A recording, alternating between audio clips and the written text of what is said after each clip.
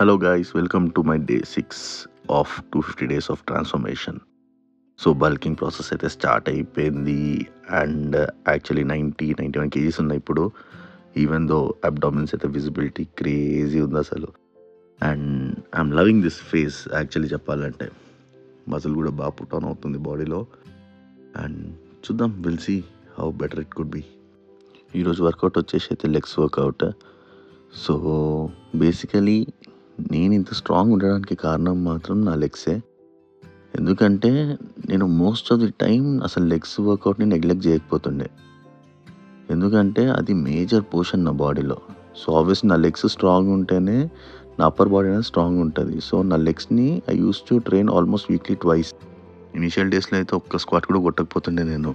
అంటే కొట్టనికి రాకపోతుండే, బట్ స్లోగా I use to train myself. నాకంటూ కొన్ని టెక్నిక్స్ తెచ్చుకొని మరీ కొడుతుండే. సో దానివల్ల ఈరోజు కొంచెం పర్ఫెక్ట్ అయినా నేను చెప్పాలంటే. నా కేసులో లెగ్స్ వర్కౌట్ చేయడం అంత ఈజీ కాదు. ఎందుకంటే సింగిల్ లెగ్ యూజ్ చేస్తాను, ఒక్కొక్కసారి ప్రాస్థెటిక్ యూజ్ చేస్తాను, ఒక్కొక్కసారి ప్రాస్థెటిక్ తీసేసి చేస్తాను. అంటే నా కంఫర్ట్ని బట్టి ఐ డూ దెమ్. బట్ ఎప్పుడైతే గివ్ అప్ ఇయ్యను దానిలో.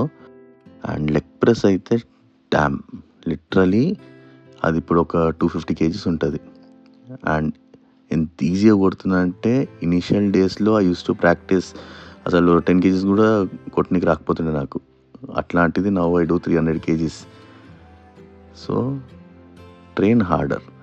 నేను ఏ వర్కౌట్ చేసినంత సాటిస్ఫాక్షన్ ఇయ్యదు, కానీ లెగ్స్ చేస్తే మాత్రము I feel it worth it అనే ఫీలింగ్ నాకు వస్తుంది. ఎందుకో తెలియదు. లిటరల్ నా ఎనర్జీని డబుల్ బూస్ట్ చేస్తుంది అది లెగ్స్ వర్కౌట్. సో వర్కౌట్ అయితే ఆల్మోస్ట్ డన్.